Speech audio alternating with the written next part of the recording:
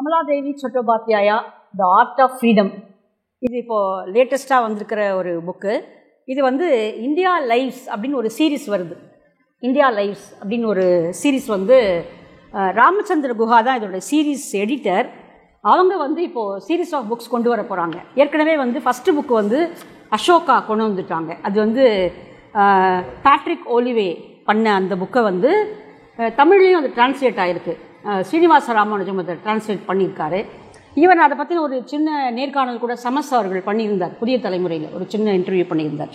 அதனுடைய அடுத்த 2வது புத்தகம் இது, கமலாதேவி சட்டோபாத்யாயா. முக்கியமான இந்திய ஆளுமைகளை எடுத்து இந்த மாதிரி ஒரு அவங்களுடைய பயோகிராஃபியாக பண்ணணும் அப்படிங்கிறது இந்த இந்தியா லைவ்ஸோடைய நோக்கம். இது வந்து ஒரு 2-3 பேர் சேர்ந்து பண்ணுறாங்க. India lives has been made possible through general support of Bajaj auto limited, Forbes Marshall, RG Manudhane foundation for excellence. இந்த 3 பேரும் சேர்ந்து இந்த சீரீஸை கொண்டு வர போகிறாங்க. இது 2வது புத்தகம். இது நிக்கோஸ் லேட் இதை எழுதியிருக்காரு. இதுக்கப்புறமா வரக்கூடிய புத்தகங்களையும் சொல்லிடுறேன். அடுத்த வரிசையில் இருக்கக்கூடிய புத்தகங்கள் நம்மளுடைய இன்ட்ரெஸ்டிங்கான புத்தகங்கள் தான். அதுக்காக தான் அதை வந்து சொல்லிடலாம் அப்படின்னு நினைக்கிறேன். ஜெயபிரகாஷ் நாராயணனை பற்றி ஒரு புக் வரப்போகுது. கஸ்தூரிபா காந்தி பற்றி ஒரு புக் வரப்போகுது. அடுத்தது புத்தா, சுப்பிரமணிய சந்திரசேகர், அனந்த்ராம் முகில்ஸ், ராமகிருஷ்ண தால்மியா, பால் கங்காதர திலக், ராஜராஜ சோழா. இதெல்லாம் அவங்க அடுத்து பிளான் பண்ணியிருக்கிற சீரீஸ் புத்தகங்கள். ஸோ எல்லாமே நமக்கு இன்ட்ரெஸ்டிங்கான சப்ஜெக்டுக்குரிய புத்தகங்கள் தான். கமலாதேவி சட்டோபாத்யாயா இது வந்து மிக விரிவாக எழுதப்பட்ட ஒரு கமலாதேவி சட்டோபாத்யாயை பற்றி ஏற்கனவே ஒரு 7-8 புத்தகங்கள் இருக்குது. அதில் நான் வேறு ஒரு புத்தகம் தான் முதல்ல யோசிச்சிருந்தேன். அவங்களுடைய ஆட்டோபயோகிராஃபி மாதிரி இருக்கிற மெமோயர் புக்கு தான் முதல்ல நான் யோசித்தேன். அது வந்து இன்னர் ரெசஸஸ் அவுட்டர் ஸ்பேசஸ் அப்படிங்கிற பேரில் கமலாதேவி சட்டோபாத்யாயாவை எழுதின ஒரு புத்தகம். 1986 வந்தது. அவங்க 88 காலமானாங்க. 86 அந்த புத்தகம் வந்தது. ஆனால் அதுக்கப்புறம் வந்து இதுதான் இப்போ லேட்டஸ்டான புக்கு அப்படிங்கிறதுனால சரி இதே எடுத்துக்கலாம். ஏன்னா அவங்க சொல்லாத விட்ட நிறைய தகவல்களை நிக்கோஸ் லேட் கலெக்ட் பண்ணியிருக்கார். ரொம்ப எக்ஸ்டென்சிவான ஒர்க் பண்ணப்பட்ட புத்தகம் இது. நிக்கோஸ் லேட்டை பற்றின ஒரு சின்ன அறிமுகத்தோடு நம்ம புத்தகத்துக்குள்ளே போகலாம். இவர் வந்து ஒரு professor of history and head of the department of history at Carnegie Mellon university, அமெரிக்காவில். இவர் ஏற்கனவே வந்து ஒரு கிட்டத்தட்ட 4 புக்கு ஏற்கனவே போட்டிருக்காரு. எல்லாமே வந்து ரேசிசம் அகைன்ஸ்டா, எல்லாமே வந்து ஹார்வர்ட் யூனிவர்சிட்டி ப்ரெஸ் மூலமாக 2012 ஆரம்பித்து 2019 வரைக்கும் 4 புத்தகங்கள் ஏற்கனவே அவரோடது வந்திருக்கு. இது வந்து அவருடைய 5வது புத்தகம். இது இங்கேயே வந்து அவர் ரிசர்ச் பண்ணி எக்ஸ்டென்சிவாக ரிசர்ச் பண்ணி இந்த புத்தகத்தை எழுதியிருக்காரு. அவர் பின்னாடி கொடுத்துருக்கக்கூடிய பிப்ளியோகிராஃபி, அந்த ஃபுட்நோட்ஸோடைய அதனுடைய இதை பார்த்தோம்னாலே அவர் எந்த அளவிற்கு இதுக்காக ஒர்க் பண்ணியிருக்கார் அப்படிங்கிறது வந்து நமக்கு தெரியும். அது மாதிரி ஒரு அழகான ஒரு அக்னாலஜ்மெண்ட் எழுதி அது பண்ணும்போதும் ஆக்சுவலாக கமலாதேவி சட்டோபாத்யாயா ஒரு சிங்கிள் மதர். நம்ம உள்ளே அதை பார்க்க போகிறோம். நிக்கோஸ் லேட்டோடைய மதரும் ஒரு சிங்கிள் மதர் தானா, சிங்கிள் பேரண்ட்டு, சாரி. அதனால் இங்கே வந்து உட்காந்து இங்கே நோட்ஸ் எடுக்கும் பொழுது அவங்க அம்மாவும் கூட இருந்திருக்காங்க. இன்னொரு சிங்கிள் பேரண்ட்டோடைய வாழ்க்கையை பற்றி நான் எழுத போகிறேன் அப்படிங்கிற அந்த உத்வேகத்தில் அவங்க அம்மாவும் இந்த குறிப்புகள்லாம் படித்து ரொம்ப சந்தோஷப்பட்டாங்க அப்படின்னு இவர் வந்து இதில் ஒரு குறிப்பை நிக்கோஸ் லேட் இந்த அக்னாலஜ்மெண்ட்டில் எழுதியிருக்கார். ஸோ ரொம்ப சந்தோஷமான இது. கமலாதேவி பற்றின ஒரு 8 சாப்டரில் இந்த புத்தகம் வந்து அவங்களுடைய முழு வாழ்க்கையும் விவரிக்குது. ஆக்சுவலாக ரொம்ப கஷ்டம். முழு வாழ்க்கையும் கமலாதேவியினுடைய 9 சாப்டர் சொல்கிறதே ரொம்ப கஷ்டம். ஏன்னா அந்த அளவிற்கு பன்முக பரிமாணங்களை உடைய பல்வேறு தளத்தில் இயங்கின ரொம்ப மல்டிஃபேசிட்டட், ராமச்சந்திர குஹா அடிக்கடி சொல்லக்கூடிய ஆன் பார் வித் நேரு அப்படின்னு சொல்லக்கூடிய அளவிற்கு மிக புகழ்பெற்ற சக்தி வாய்ந்த ஒரு லேடி கமலாதேவி சட்டோபாத்யாயா. ரொம்ப முக்கியமான ஒரு இடம் நவீன இந்தியாவின் சிற்பிகளில் அவங்களுக்கு ஒரு முக்கியமான இடம் உண்டு. அந்த அளவு அவங்க பல தளங்கள்லையும் வேலை பார்த்துருக்காங்க. எனக்கு கமலாதேவி சட்டோபாத்யாயா வந்து நான் இன்னும் கொஞ்சம் முன்னாடியே படிச்சிருக்கணும். ஏன்னா எனக்கு வந்து இந்த ஹேண்டிகிராஃப்ட்ஸ் மேலே ரொம்ப இன்ட்ரெஸ்ட் உண்டு. நான் அடிக்கடி இந்த எம்போரியங்களுக்கு போவேன். காட்டேஜ் எம்போரியம், அப்புறமா வந்து கிராஃப்ட்ஸ் கவுன்சில் ஆஃப் இந்தியாவோடது, வேர்ல்ட் கிராஃப்ட் கவுன்சிலோடைய இங்கே நடக்கக்கூடிய எக்ஸிபிஷன்ஸ் எல்லாத்துக்குமே போவேன். ஏன்னா இந்தியாவில் இருக்கக்கூடிய பல்வேறு கைவினைப் பொருட்களை ஒரே இடத்துல பார்க்கக்கூடிய ஒரு அமைப்பு தளம் அது. ஆனால் அப்போல்லாம் நான் கமலாதேவி பற்றி அதிகமாக படிக்கலை. அப்புறம் இந்திய விடுதலை போராட்டம் பற்றி படிக்க வரும்போது தான், அதுலேயும் குறிப்பாக தண்டி யாத்திரையை பற்றி எழுதும்போது தான் எனக்கு கமலாதேவி அறிமுகமே ஆறாங்க. ஸோ நம்ம யாரை எப்படி சந்திப்போம் நமக்கு தெரியாது இல்லையா.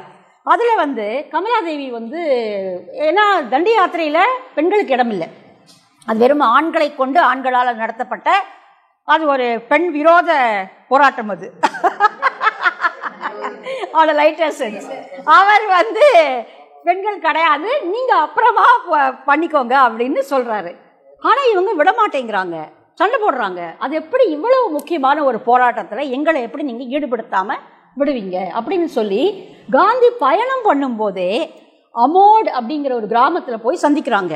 அந்த அமோடுக்கு போன பயணத்தை தான் எப்படி அமோடுக்கு போனோங்கிறதையும் கமலாதேவி அவங்களுடைய ஆட்டோபயோகிராஃபியில் எழுதியிருக்காங்க, மெமோயரில். ரொம்ப கஷ்டமாக அந்த இடத்துக்கு போகிறதுக்குள்ளே அவங்க சொல்கிறாங்க, எனக்கு வந்து நான் அப்படியே எக்ஸாஸ்டே ஆகிட்டேன், என்னால் நடக்கவே முடியல. ஏன்னா பாதி தூரம் தான் போக்குவரத்துக்கான வசதிகள் உண்டு, மீதி தூரத்தை நடந்து தான் போனோம். அவங்களுக்கு வெயில் தாங்க முடியல, நடக்க முடியலையா.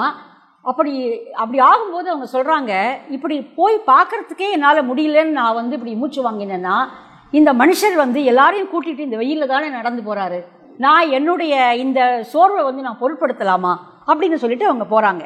போய் அங்கே அமோடில் பார்க்குறாங்க காந்தியை. காந்தி சொல்கிறாரு, இன்னும் நிறைய வேலைகள் இருக்கே, அதெல்லாம் நீங்கள் செய்யுங்க அப்படின்னா, இல்லை நாங்கள் நேரடியாக நாங்களும் போராட்டத்தில் கலந்துக்கணும் அப்படின்னு பிடிவாதமாக நிற்கிறாங்க. அப்போ அவர் சொல்கிறாரு, தண்டியில் நான் ஒப்பெடுத்து முடித்த பிறகு நீங்கள் வந்து பண்ணலாம், அது வரைக்கும் நீங்கள் வந்து இந்த மதுக்கடைகளுக்கு முன்னாடி போராடுறது, ஃபாரின் குட்ஸ் கடைக்கு முன்னாடி போராடுறது, அதெல்லாம் நீங்கள் பண்ணலாம் அப்படின்னு சொல்கிறாங்க.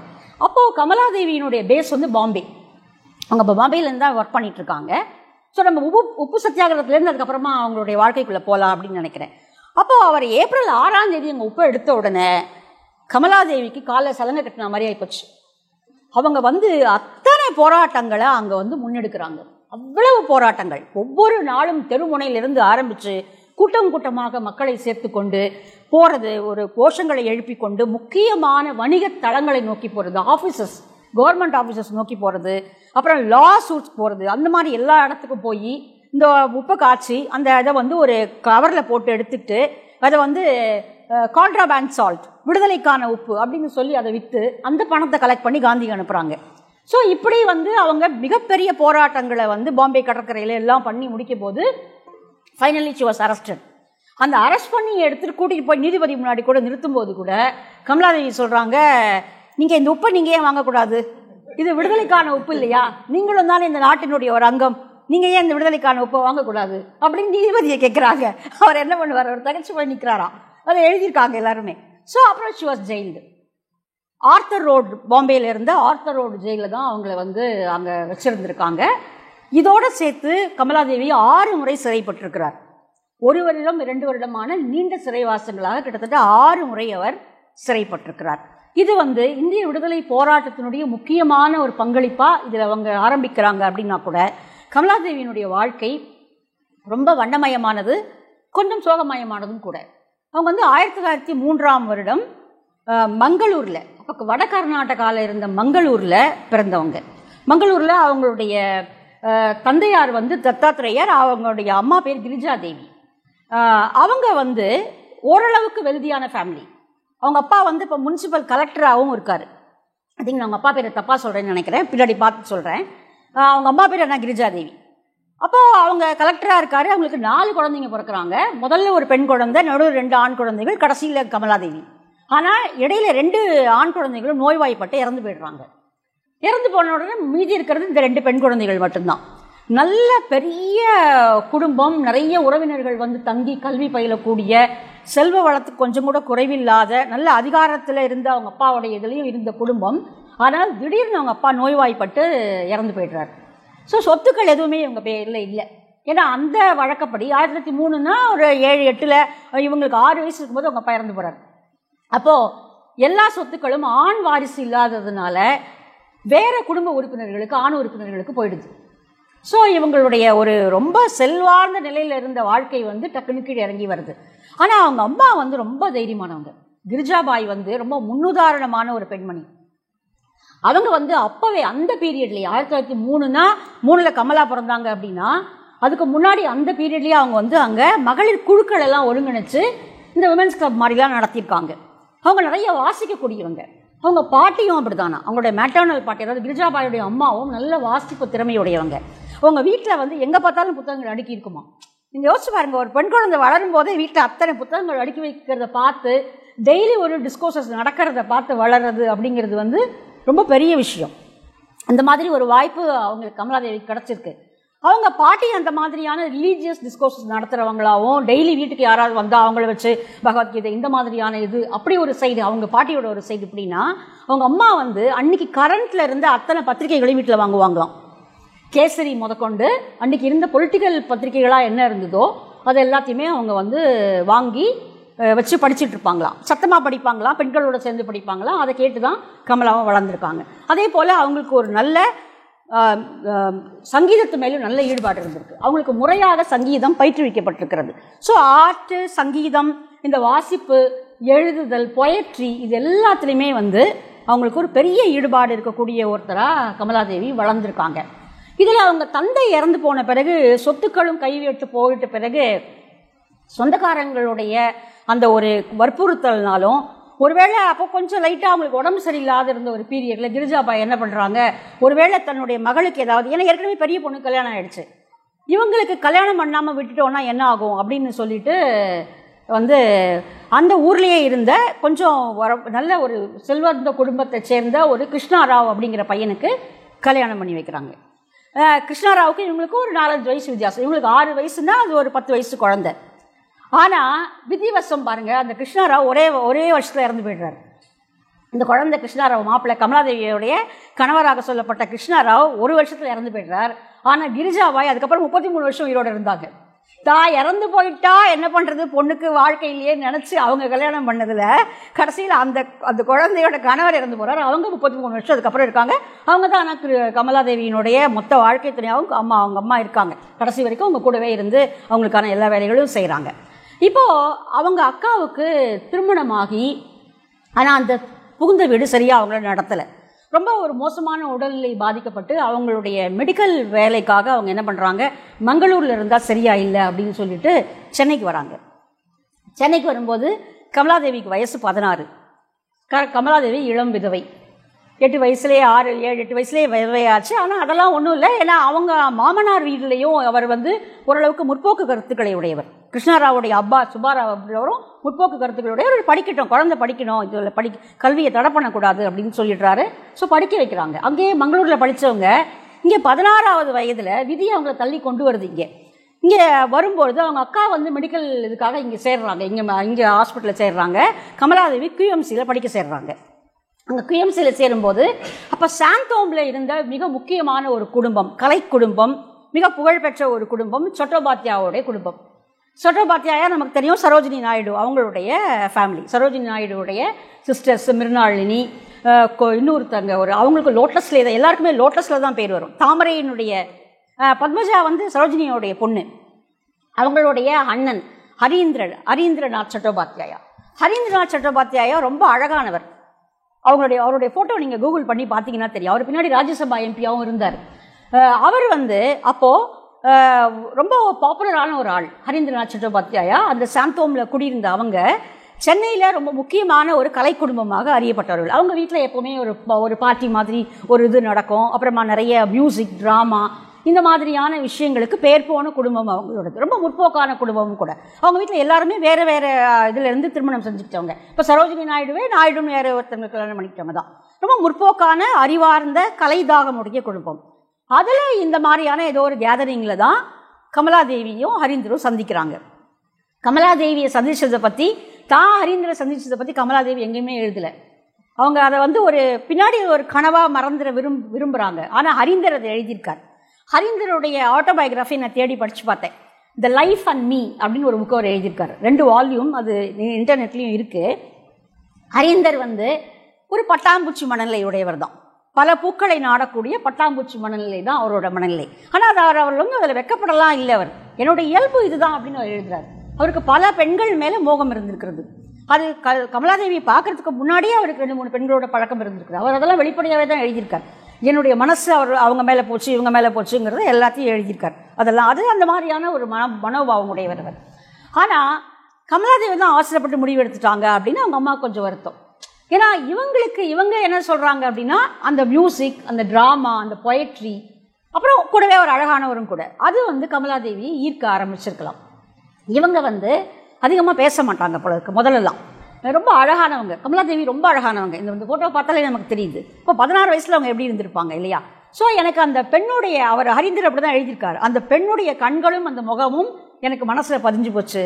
இவ தான் என்னோடய லைஃப்குள்ளே கூட வர போகிறவன் நான் வந்து டிசைட் பண்ணேன் அப்படின்னு. அந்த லைஃப்பில் கூடலாம் அவர் வரல, அவர் அதுக்கப்புறம் வேறு பல லைஃப்களை அவர் தேடிக்கிட்டார். ஆனால் இவங்க உடனே சரின்னு ஒத்துக்கிறாங்க. 16 வயசில் அவர் கேட்ட உடனே, அவர் அந்த ஆஃபரை சொன்ன உடனே இவங்க ஒத்துக்கிறாங்க. இவங்களுக்கு முக்கியமாக வந்து மியூசிக் அப்படிங்கிறது ரொம்ப பெரிய விஷயமா, ட்ராமா மியூசிக் வந்து ரொம்ப முக்கியமான ஒரு விஷயமா இருந்திருக்கு. அப்புறம் இவங்க திருமணம் செய்து கொண்ட உடனேயே என்ன ஆகுது அப்படின்னா, அவங்க வீட்டில் இருக்கிறவங்க, ஆக்சுவலாக இவர் வந்து இங்கிலாந்து போகிறதுக்கான பிளானில் தான் இருந்திருக்காரு. இங்கிலாந்தில் போய் படிக்கணுங்கிற பிளானில் இருந்திருக்காரு. ஆனால் அதுக்குள்ளே இந்த திருமணம் ஆயிடுச்சு. இப்போது புது மனைவி விட்டுட்டு போகிறது வந்து தப்புன்னு அவருக்கு தோணலை. ஆனால் அவங்க சிஸ்டர்ஸ் எல்லாம் சேர்ந்து என்ன பண்ணுறாங்க, நீ இங்கிலாந்து தானே போனோம் கிளம்புன்னு சொல்லி கிளப்பி விட்டுறாங்க தம்பியை. இப்போ ஷீ லெஃப்ட் அலோன்.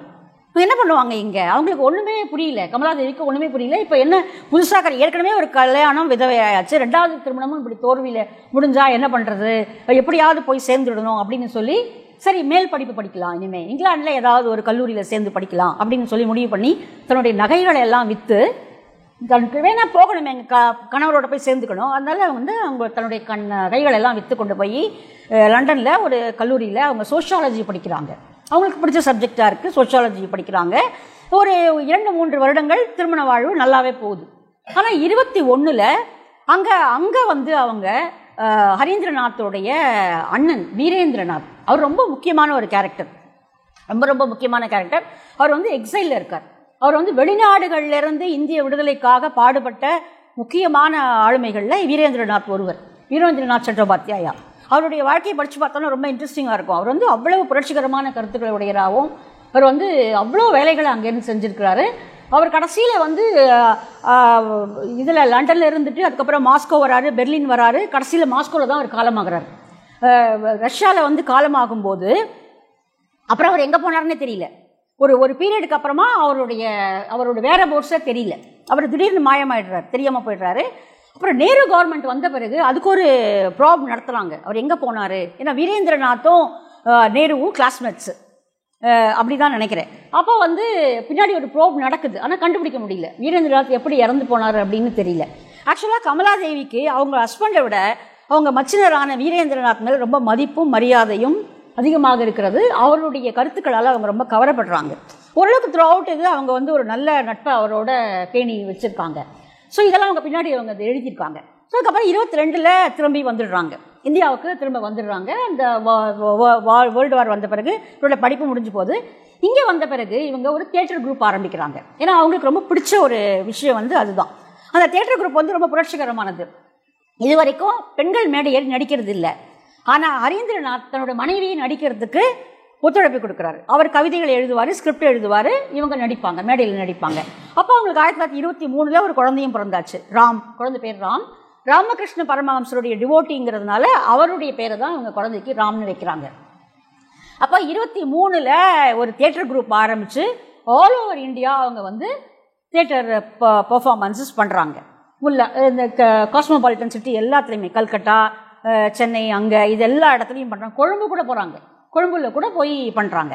அப்படி வந்து ஒரு ஸ்டேஜ் ஃபுல்லாக, அதாவது அரங்கு நிறைந்த காட்சிகளாக இவங்க நடத்தின அந்த ட்ராமாக்களால் கவரப்பட்டு நல்ல பெரிய பேர் அவங்களுக்கு கிடைக்குது. அதுக்கப்புறமா வந்து இவங்க மார்கரெட் கசின்ஸோட அவங்க அம்மாவுக்கு நல்ல பழக்கம் உண்டு. ஆல் இண்டியா விமென்ஸ் கான்ஃபரன்ஸ் அப்படிங்கிற அந்த மார்கரெட் கசின்ஸோடைய அனி பெசன்ட்டோடையும், அனி பெசன்ட் வந்து கமலாதேவி சட்டோபாத்யாயோட அம்மாவுக்கு ஒரு பெரிய ரோல் மாடல். இவங்க வந்து ஒரு 6 வயசு இருக்கும்போதே அவங்க கூட்டிகிட்டு போய் அனி பெசன்ட் கிட்ட வாழ்த்து வாங்கிக்கிறாங்க, ப்ளஸ் பண்ணுங்க என்னோட பொண்ணை அப்படின்ட்டு. யூஸ்வலாக நம்ம வந்து ஒரு சாமியார்கிட்ட கூட்டிகிட்டு போகிறது அப்படி தான் வழக்கமாக இருந்த ஒரு இடத்துல இவங்க வந்து அனி பெசன்ட் கிட்ட கூட்டிகிட்டு போய் என்னோட பொண்ணை வாழ்த்துங்க அப்படின்னா, அவங்க பயோகிராஃபி எழுதின எல்லாருமே அதை எழுதியிருப்பாங்க. அனி பெசன்ட்டோடைய வாழ்த்து தான் கடைசி வரைக்கும் கமலா வந்து இந்த ஃபீல்டு அப்படி நிற்க வச்சு தான் இருக்கலாம் அப்படின்ட்டு. ஏன்னா அவங்க வந்து அதுக்கப்புறம் இந்த பொலிட்டிக்கல் ஃபீல்டை விட்டு கமலா வெளியில் போகவே இல்லை. ஸோ அப்போது ஆல் இண்டியா விமன் கான்ஃபரன்ஸோடைய ஒரு முக்கியமான ஒரு உறுப்பினராக கமலாதேவி ஆகிறாங்க. அவங்கள வந்து அவங்களுடைய செக்ரட்டரியாகவும் அவங்க வந்து இப்போ அமைப்பு செயலாளராகவும் அவங்க வந்து நிர்ணயிக்கிறாங்க. அப்போ 1924 அதனுடைய எஜுகேஷன் ரிஃபார்ம்ஸ் ஒரு கான்ஃபரன்ஸ் ஒன்று நடக்குது. ஆல் இண்டியா விமன் அசோசியேஷனுடைய எஜுகேஷன் ரிஃபார்ம்ஸ் கான்ஃபரன்ஸ் ஒன்று நடக்கும்போது அதுக்காக அந்த சின்ன வயசுலேயே all over India Kamaladevi travel பண்ணுறாங்க. அதுக்காக சில தகவல்கள் திரட்ட வேண்டி ட்ராவல் பண்ணுறாங்க. அப்போது 1926 சென்னையில் எலெக்ஷன் நடக்குது. மெட்ராஸ் ப்ராவின்ஸாக எலெக்ஷன் நடக்குது.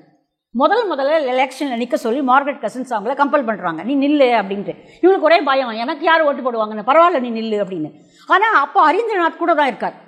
கிராமமாக போய் அவங்க ஓட்டு கேட்குறாங்க, பாடல்களை பாடி ஓட்டு திரட்டுறாங்க. கமலாவுக்கு நல்ல பேர் கிடைக்கிறது. ஆனால் சில 100 ஓட்டுகள் வித்தியாசத்தில் அவங்க தோற்று போகிறாங்க. ஆனால் அவங்க ஜெயிக்கல. பட் அது ஒரு நல்ல எக்ஸ்பீரியன்ஸாக அவங்களுக்கு இருக்குது. விமன் ஓட்டிங் பற்றியும் ஓட்டிங் ரைட்ஸ் பற்றியும் நிறைய பேசுறதுக்கான ஒரு வாய்ப்பு கமலாதேவிக்கு கிடைக்குது. கமலாதேவி 2 தடவை எலெக்ஷன் நின்று இருக்காங்க. இந்த முதல் எலெக்ஷனில் தோற்று போனாங்க. ஆனால் இதில் அவங்க காங்கிரஸில் இல்லை.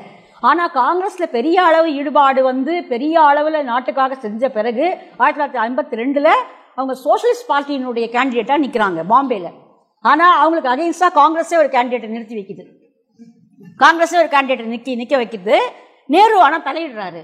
கமலாதேவிக்கு எதிராக ஒரு ஆளை நம்ம நிறுத்தி வைக்கிறது அநியாயம், அது செய்யவே கூடாது. நீங்கள் முதல்ல அந்த கேண்டிடேட்டை விட்ரா பண்ண சொல்லுங்கள், அவங்கள கமலாதேவியை எதிர்த்து நம்ம காங்கிரஸ் கேண்டிடேட் நிற்க வைக்கக்கூடாது அப்படிங்கிறாரு. பட் லோக்கல் காங்கிரஸ் அதை ஒத்துக்க மாட்டேங்கிறாங்க. அங்கே இருக்கக்கூடிய பாம்பே காங்கிரஸ் அவங்க இல்லை கமலாதேவிக்கு அகைன்ஸ்டாலாம் எங்களை நிற்க வைக்காமலாம் இருக்க முடியாது. ஆனால் அந்த எலெக்ஷனில் அவங்க தோற்று போகிறாங்க. இந்த மாதிரி நாட்டுக்கு நல்லா உழைச்சி தோற்று போகிறவங்களுடைய பட்டியல் நமக்கு ரொம்ப பெருசு. ஈவன் காந்தியரை சொல்லியிருக்காரு, நானே எலெக்ஷன் இருந்தாலும் என்னை தோக்கடிப்பீங்க நீங்கள் அப்படின்னு. ஏன்னா அதுதான் அன்றைக்கி காங்கிரஸோட நிலைமை அப்படி தான் இருந்தது. அப்போ இவங்க 2 தடவை அந்த எலெக்ஷனில் நின்று ஒரு எக்ஸ்பீரியன்ஸ் அவங்களுக்கு இருந்திருக்கு. ஆனால் 2 தடவை தோற்று போனாங்க. அதை பற்றி கமலாதேவி ஒன்றும் கவலைப்படலை. ஸோ இதுக்கு நடுவில் அவங்க ஆல் இண்டியா விமென்ஸ் கான்ஃபரன்ஸோடைய ரொம்ப தீவிரமான ஒரு உறுப்பினராக பல்வேறு பணிகளை அவங்க செஞ்சுருக்காங்க.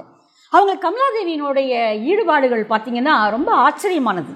அவங்களுக்கு ஆல் இண்டியா விமன் கான்ஃபரன்ஸ் இருந்ததுனால பெண்களுடைய முன்னேற்றம், பெண்கள் பற்றின கல்வி, அவங்களுடைய மருத்துவம் எல்லாத்து மேலேயும் அவங்களுக்கு தீவிரமான ஈடுபாடு இருந்திருக்கு. ரொம்ப நாட்டுப்பற்று மிகுந்த ஒரு குடும்பத்தில் பிறந்தவங்க அவங்க. அதனால் அந்த நாட்டுப்பற்று சார்ந்த இந்திய விடுதலை போராட்டத்தின் மேலேயும் அவங்களுக்கு தீவிர ஈடுபாடு இருந்திருக்கு. கூடவே அவங்களுக்கு கவின் கலைகள் மேலேயும் ரொம்ப ஈடுபாடு. ஸோ இது எதையுமே அவங்க விட்டு வைக்கல. எல்லா துறையிலையும் அவங்களால எவ்வளோ முடியுமோ அவ்வளோ தூரம் அவங்க உழைச்சிருக்காங்க. அது ரொம்ப ஆச்சரியம். அவங்களுக்கு எப்படி அந்த டைம் கிடச்சிது, அவங்க எப்படி அதை பிளான் பண்ணி ஒர்க் பண்ணாங்க. அவங்க அவங்களுடைய லிஸ்ட்டு போட்டோம் அப்படின்னா அவங்க ஒரு அரசியல் ஈடுபாட்டாளர், அவர் கலையில் ஈடுபட்டவர், அவங்க ஒரு நல்ல எழுத்தாளர். இப்போ இந்த விமன் கான்ஃபரன்ஸ்க்காக எஜுகேஷன் ரிஃபார்ம்ஸ்க்கு அவங்க டூர் போக ஆரம்பிக்கணும் அப்படின்னும் போது, நோட்ஸ் எடுக்கணும் அப்படின்னும் போது அவங்க என்ன பண்ணுறாங்க, ஷார்ட் ஹேண்ட் கற்றுக்குறாங்க. கூட ஒரு சின்ன டைப்ரைட்டரும் வாங்கிக்கிறாங்க. அவங்க எங்கே ட்ராவல் பண்ணாலும் அவங்க சின்ன டைப்ரைட்டரோட தான் ட்ராவல் பண்ணுவாங்களாம். ஆஸ் சூன் அஸ் அவங்க ஒரு பஸ்ஸிலையோ ட்ரெயினிலோ ஏறி உட்கார்ந்த உடனே டைப் பண்ண ஆரம்பிச்சிருவாங்களாம். கடகடகடன் டைப் பண்ணி அன்றைக்கி என்ன நடந்ததோ அது அத்தனையும் அவங்க டைப் பண்ணி முடிச்சிடுவாங்க. அதனால தான் பார்த்தீங்கன்னா கிட்டத்தட்ட 15 புத்தகங்களுக்கு மேலே கமலாதேவி எழுதியிருக்காங்க. 15 புத்தகங்களுக்கு மேலே எழுதியிருக்காங்க. பாதி அதில் சில புத்தகங்கள் கலெக்டட் எஸ்ஸேஸாக வந்தது. மீதி அதில் செம்பாதி புத்தகங்கள் அவருடைய கலைகள் மேலே எழுதுது. Carpets of India, carpets and floor coverings of India, the rich tradition of Indian handicrafts, இந்த மாதிரி ஒரு பெரிய லிஸ்ட் இருக்குது. அதுக்கு சோஷலிசம் பற்றி அவங்க இந்த காங்கிரஸ்க்குள்ளே இருந்த சோஷலிஸ்ட் பார்ட்டி அந்த இதுக்குள்ளே அவங்க ரொம்ப தீவிரமாக செயல்பட்டாங்க. இதில் 1932 அவங்கள காங்கிரஸ் கமிட்டி ஒர்க்கிங் கமிட்டியோட உறுப்பினராக போடணும் அப்படின் போது காந்தி மறுத்துடுறாரு, வன்மையாக மறுத்துறாரு, இந்தம்மா உள்ளே போடவே கூடாது அப்படின்ட்டு. ஆனால் அதை விட ஆச்சரியம் என்னன்னா அவங்களே கூப்பிட்டு சொல்கிறார் காந்தி, நீங்கள் உன்னை ஒர்க்கிங் கமிட்டியில் போட வேண்டாம் நான் தான் சொன்னேன். ஏன்னா நீ எந்த ஒழுங்குக்கும் நீ கட்டுப்பட்டு வரமாட்டேன்னு எனக்கு தெரியும். நீ ஒரு வேண்டரர். காக்கா காலேக்கரை எப்படி நம்பக்கூடாது அப்படின்னு காந்தி சொல்லுவாரோ. ஏன்னா அவர் ஒரு இடத்துல நிற்க மாட்டார் காக்கா காலேக்கர். அவர் திடீர்னு ஒரு பையன் கடை எடுத்துட்டு பையன் மாட்டிட்டு கிளம்பி போயிடுவார் காக்கா காலேக்கர். அதனால அவரை நம்பாதீங்க அப்படின்னு சொல்லுவார்.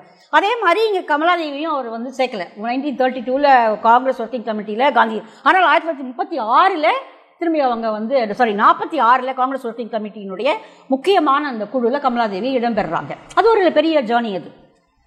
அப்போ இங்கே ஆல் இண்டியா விமன் கான்ஃபரன்ஸில் வேலை பார்த்துட்டு இருந்தபோது அவங்களுக்கு 1924 பெல்காம் காங்கிரஸ் மாநாடு நடந்தது இல்லையா, காந்தி தலைமை தாங்கின ஒரே பிரசிடெண்ட்டாக இருந்த ஒரே இது. அதில் அவங்க வாலண்டியராக நிறைய வேலை பார்த்துருக்காங்க. நிறைய வாலண்டரி ஒர்க்கு ஒரு தன்னார்வலராக வேலை பார்த்துருக்காங்க. அவங்களுக்கு காங்கிரஸ் மேலே ஒரு தனி ஈடுபாடு இருக்குது. அப்போ அவங்க பின்னாடி காங்கிரஸ் உறுப்பினர் ஆகிறாங்க. பாம்பேயில் பார்க்குறாங்க. பாம்பேயில் அவங்க 1919 காந்தி பேசின போது அந்த பாம்பேயில் நடந்த பீச்சில் காந்தியை பார்த்துருக்காங்க கமலாதேவி. அப்போ அவங்களுக்கு வந்து காந்தி மேலே ஒரு பெரிய ஈடுபாடு இருந்திருக்கு. ஆக்சுவலாக பார்த்தீங்கன்னா பின்னாடி அவங்களோட லைஃப்பில் எ ட்ரூ காந்தியனா வாழ்ந்தது வந்து கமலாதேவி தான். She is a true Gandhian. A true Gandhian in one important aspect. அது வந்து கிராமங்களை புனருதாரணம் செய்வது அப்படிங்கிற ஒரு வரிசையில் ஜேசி குமரப்பா எப்படி போராடினாரோ அதுக்கு ஈக்குவலாக ஆனால் வெற்றிகரமாக போராடினவங்க கமலாதேவி. ஜேசி குமரப்பாவாவது ஒரு கட்டத்தில் அவர் வந்து ஒரு தோல்வி அடைஞ்சவரான ஒரு மனப்பான்மை அவருக்கு வந்துடுச்சு. ஆனால் கமலாதேவிக்கு அது வரவே இல்லை. ஏன்னா கமலாதேவியினுடைய ஒர்க்கிங் ஸ்டைல் அந்த மாதிரி. அவங்க வந்து கிட்டத்தட்ட ஒரு காந்தியன் ஸ்டைல்லையே தான் 1947க்கு அப்புறமா வேலை பார்த்தாங்க. ஸோ இதுக்கு நடுவில் வந்து 30ல் அவங்க கைதாகிறாங்க. 30ல் கைதாகும்போது அவருடைய கணவருக்கு பிறன் மனை நோக்குதல் அந்த இது இருக்குது அப்படிங்கிறது அவங்களுக்கு தெரிய வருது. ஜெயிலேருந்து வரும்போது அவங்க ஏற்கனவே ஒரு திருமணமான ஒரு பெண்ணோடு அவருக்கு தொடர்பு இருக்குது அப்படிங்கிறத அவங்க ஏதோ தெரிஞ்சுக்கிறாங்க. அதை பற்றிலாம் அவங்க எதுவுமே அவங்களோட இதில் எழுதவே இல்லை. அவங்களோட இன்னர் ரிசஸஸ் அவுட்டர் ஸ்பேசஸில் அதெல்லாம் அவங்க எழுதவே இல்லை. ஆனால் உடனடியாக டைவர்ஸ் வாங்குறாங்க. அந்த காலகட்டத்தில் முதல்ல டைவர்ஸ் வாங்கினது வந்து கமலாதேவி தான் அப்படிங்கிற மாதிரியான குறிப்புகள் கூட கிடைக்கிது. முதல்ல டைவர்ஸ் வாங்கினது, டைவர்ஸ்னு ஒன்று வாங்கலாம் அப்படிங்கிற லா வந்த உடனே வாங்கின முதல் நாள் கமலாதேவி தான். வேண்டாம், அதாவது அந்த தைரியம் வந்து ரொம்ப பாராட்டப்பட வேண்டியது. காரணம், இந்த காசிப்புக்கெல்லாம் அவங்க அஞ்சவே மாட்டாங்களாம் கமலாதேவி. ஒரு 6-7 வயசு விதவையான ஒரு பெண், 16 வயசில் மீண்டும் ஒரு திருமணம், திரும்ப ஒரு விவாகரத்து. இதுக்கு நடுவில் அவங்கள பற்றின எவ்வளவு மோசமாக பேசியிருப்பாங்க. ஒரு அழகான பெண் வேற.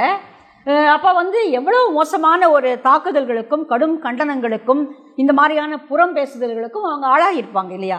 ஆனால் அவங்க அதை பற்றிலாம் என்றைக்குமே கவலைப்படவும் இல்லை, எழுதவும் இல்லை. அந்த வகையில் வந்து அவங்க பெரிய ஒரு முன்னுதாரணமான ஒரு பெண்ணாக தான் நான் பார்க்குறேன். அவ்வளோ தைரியத்தோடு அவங்க வாழ்க்கையை எதிர்கொண்டிருக்காங்க. அப்போது 30ல் அவங்க ஜெயிலுக்கு போயிட்டு திரும்ப வராங்க. அப்போது காந்தி வந்து கூப்பிட்டு அனுப்பி தன்னை வந்து பார்க்க சொல்லி கூப்பிட்டு அனுப்புகிறாரு. 31ல் வந்து பார்க்குறாங்க. பார்த்துட்டு அவர் சொல்கிறாரு, உனக்கு அரசியல் எல்லாமே சரிதான், ஆனால் அவனுக்கு ஒரு மகனும் இருக்கிறான், அவனுடைய படிப்பை நீ கவனிக்கணும், அவனை அப்படியே நீ விட்டுறக்கூடாது.